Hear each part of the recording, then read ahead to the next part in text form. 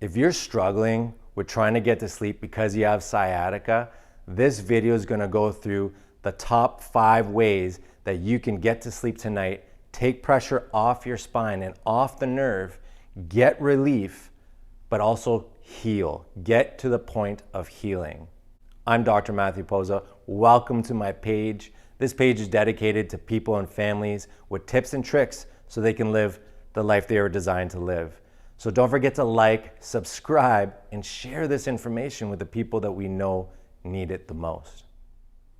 If you got sciatica, then you understand what I'm saying. It's pain not only in the low back, but it can be pain that's going down your bum, down your leg, all the way to your feet. So if you're feeling this, you're feeling either numbness and tingling, you're losing maybe even some strength in your leg, it's been there for so long, you're getting the chronic low back, you're not able to sleep. Well, the problem here is that when you look at the spine, the spine should be straight when you look at it from the front, but it's the side. So what happens is there's this normal lordosis, which is a curve in your low back, which protects the joints, it protects all the discs, but also it protects the nerves. And the sciatic nerve is a collection of all these nerves down here that form into a really big nerve. It's pretty thick and it runs all the way down from your low back all the way down your leg. So when this area is irritated, when this area is either not moving anymore, so it's lacking in motion, or there's a misalignment, which is compressing, the muscles are active, they're compressing, then that's where you're getting the problem. So what I'm going to go through today are some things and steps you can take that are going to not only help you be able to sleep, but get you into the right position so that way your body can rest and actually heal at night. So the best sleeping position 100% is going to be on your back, but there's a couple things you're going to want to do with that, and I will show you. The other thing is looking at your mattress. if you have a really saggy mattress, been more than 10, 15 years, for some people even 20, then you're going to want to invest in a better mattress. There's nothing wrong with foam. The foam is really good to disperse any of the pressure points. So foam is pretty good. It can get a little bit warm, but you really want a bed that has a lot of coils. And the more coils, the better. I prefer the pocket coils, but really at the end of the day, the more that the pressure can be dispersed throughout the mattress, the better. If it has a foam topper, if it has just a regular topper, those are all fine. At the end of the day, you need to do your research. You need to go out and find what's maybe a good brand locally that you can trust and try it out. See what that feels like. But you need a supporting bed. It doesn't have to be firm. If you wanted firm, you'd sleep on the ground.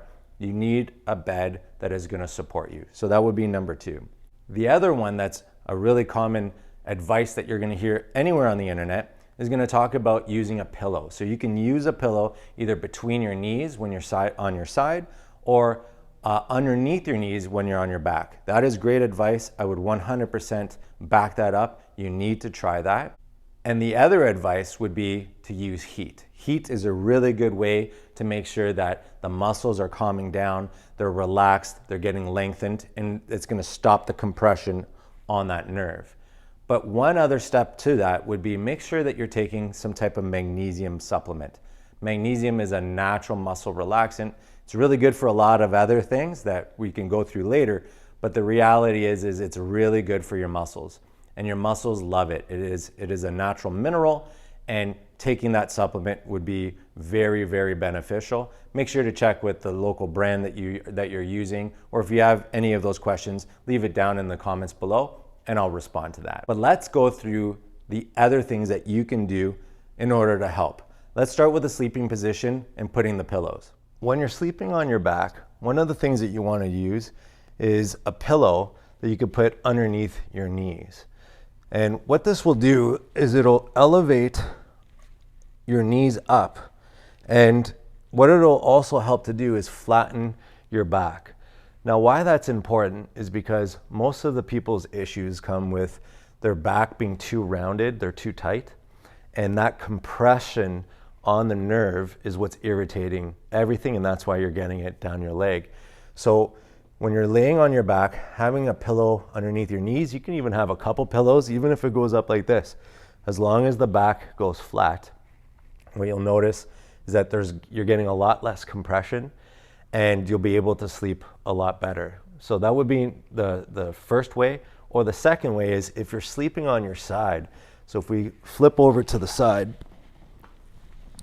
then instead of having, when your leg is like this, you're putting a lot of pressure on a lot of the joints. So what you want to do, especially if one leg comes over like this, now you're getting rotation. So a really easy way to do this would be to put a pillow in between your knees. And then when you're sleeping on your side, you want to make sure that your pillow here is going to support now the gap. So in this case, you can actually see how that would ruin my neck. So you might not only have a low back problem now in the sciatica, well, now you're creating a neck problem. So making sure that your pillow is well supported, it's up, and then you're getting a really good alignment is going to be really key with this position. When you're on your back with your spine, so it's supporting your head and neck, but you're getting that huge amount of curve in your low back. So this is what we're going to try to undo. And the way that we do that is, again, you're placing a pillow underneath your knees. That's going to cause your pelvis to lift like this, which now your back will be against your mattress, and that's going to put a lot less pressure on your psoas muscle, which is your hip flexor muscles, which is going to stop the irritation on the nerves. Now that you know how to sleep and what position is best for you, what you need to do is get ready for sleep. So this is one of the areas that I found that most people don't address. And what you want to do is get yourself ready for bed. So there's a few things you can do. I would take either a bath or a hot shower. Make sure your muscles are nice and warm. If you're taking a bath, use Epsom salt. So that way that salt has magnesium in it, and that's the one that's gonna absorb into your muscles, it's gonna absorb into your skin, and that's gonna help calm down your muscles, which is gonna be nice and relaxing for you. So that is you getting ready for bed. But along with that, then you're gonna want to focus on some of the muscles. One of the muscles we talked about was the psoas muscle. So we're gonna do a stretch for that. The other one is gonna be your low back muscles, or the ones that are actually in your leg, which are gonna be your hamstring. So we're gonna do a hamstring stretch. And the other one is gonna be start activating your glutes. Now, why we wanna do this is because when we're activating your glutes, what you're getting is you're changing where the pressure is. Instead of it being on the front, where the hip flexor is, or in the low back muscles, now you're creating strength in through your glutes, which are better supportive muscle that's gonna take pressure off of the nerve. And these are the one areas that I found that most people don't focus on that gets results. So the first easy stretch you can do, I would find either your bed, you can use a chair, you can pretty much use anything. But what you wanna do is you want something that's elevated, you wanna bring your leg up, you wanna make sure that your knee doesn't come up like this, that everything is staying down, and quite simply, you're hinging from the hip, you're bringing your chest forward, and you're just getting to the point of tension. So you would just come into that, hold for a few seconds, and then let go.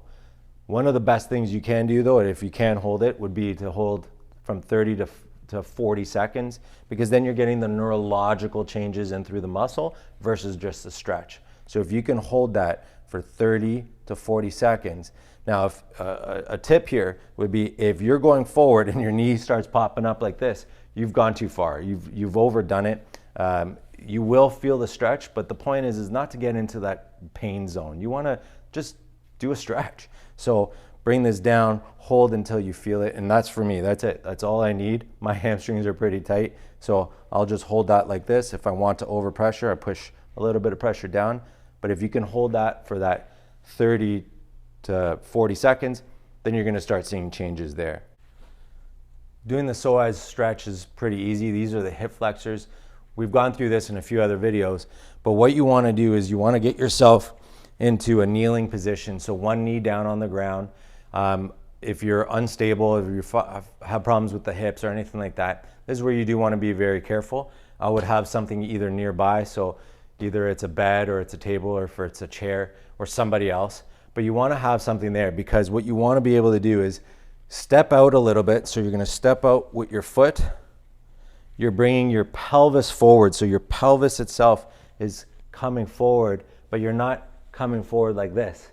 So that isn't the stretch. The stretch is where you're bringing your pelvis forward, holding that position, and then with the opposite arm. So right now my right knee is down, and therefore I'm doing the right hip flexor. So I would take my right arm and I would bring it over to the side. So I'm now hinging away from that, and I'm gonna hold that. And then the same thing is with this. If you can hold this for a little bit longer, if you're getting into that 30 to 40 seconds, you're gonna create neurological change. So I'll do that from the side so you can see that again. So it would be like this, hinging forward, bringing this over and over to the side. And now you get a deeper stretch, really targeting that muscle that is compressing the nerve. This next one I'm gonna show you is a variation of the piriformis stretch. So there's many different ways. It's a figure 4 stretch. So you're bringing one foot over the other knee. And what you wanna do effectively is you wanna hinge forward. So you can do this, again, on the bed, you can do this on a chair. But what you wanna do is hinge forward. And then what you can do is you can play around with your knee. So for some of you, you're gonna wanna push down a little bit onto the knee, see if that makes a change, if you really feel that in the muscle. But if you don't, that's okay. Then what you wanna do is you can bring the knee a little bit towards you. So you're pulling a little bit towards you as you hinge forward. And as you do this, you're gonna start feeling that in through the side of your bum. And that alone is gonna stretch out one of the piriformis muscles, which is a muscle that goes into your hip that be causing a lot of nerve irritation or nerve pressure. And that again comes out of the low back. So you don't wanna be doing anything too funky or twisting hard or anything like that. It's just a hinge forward, bringing that over, holding that for a second. The more you hinge forward in the figure 4, the more you're gonna feel that pressure too, but you wanna play with it. At any time, if you're doing any of these exercises and you're getting a ton more pain or more radiation or anything like that, please stop. Do not continue, even if it's beneficial, even if we're telling you.